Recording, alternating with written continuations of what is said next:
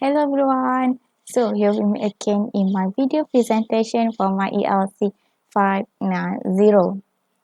In today's video, I would like to introduce all of you to an interesting topic. The topic is the health effect of caffeine. As we know, caffeine is a naturally occurring stimulant used in tea, coffee, and the cacao plants. It functions by calming the brain and nervous system, allowing you to remain alert and avoid your tiredness from setting in. According to Effect, caffeine key's impact is actually on your brain. For an instance, caffeine keeps you awake by binding to adenosine receptor in your brain but not stimulating them. This impact inhibits the effect of adenosine, resulting in less tiredness. It also raises blood adrenaline levels and the activity of the neurotransmitter such as dopamine and norepinephrine throughout your brain. This combination further stimulates the brain and promote a state of arousal, alertness, focus. Because it affects your brain, caffeine is often referred or known as a psychoactive drug. Additionally, the sum present in 1 cup of coffee will actually enter your bloodstream in as little as 20 minutes and reach maximum potency in around an hour. It's such a short time, right? So, as I mentioned before, caffeine can inhibit the adenosine signaling molecule in the brain. As a result, some signaling molecules such as dopamine and norepinephrine are increased. This shift in brain message is believed to improve your mood and cognitive function. According to one study, after taking about 37.5 to 450 milligrams of caffeine, participants increased their alertness, short-term memory, and reaction time.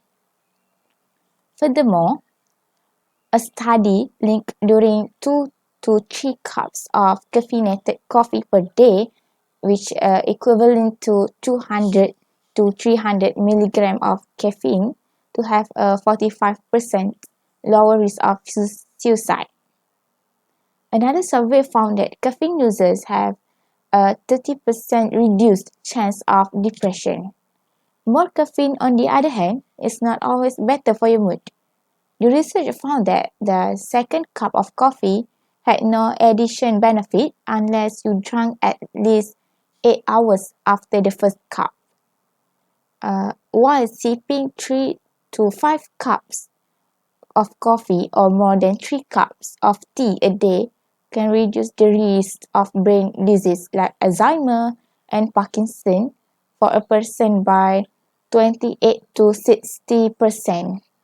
There is a quote that goes something like this: caffeine and sugar, the two basic food classes. This quote implies that caffeine use is just as important as sugar in our everyday life. Despite the misconception and debates about whether caffeine is healthy or bad for us, a research shows that mild coffee drinking will have both benefit and risks. High caffeine intake, on the other hand, can be harmful to someone's health. Caffeine can aid in weight loss or prevent weight gain by suppressing appetite and temporarily decreasing the desire to eat, stimulating the thermogenesis, which causes the body to produce more heat and energy from food digestion. While another research suggests that drinking coffee can help improve certain thinking skills that delay the mental decline that occur with the age.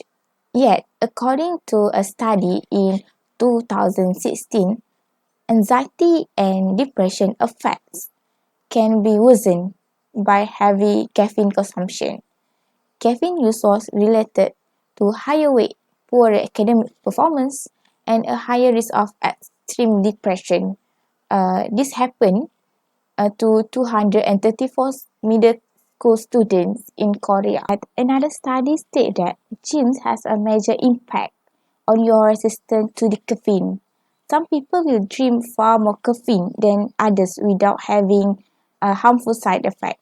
Furthermore, people who are not used to caffeine can experience side effects after taking what is usually considered as moderate dose. Caffeine's power to help us to stay awake is one of its most valuable properties. This is the common reason why people take the caffeine. Still, high caffeine consumption tends to lengthen the time it takes for us to fall asleep.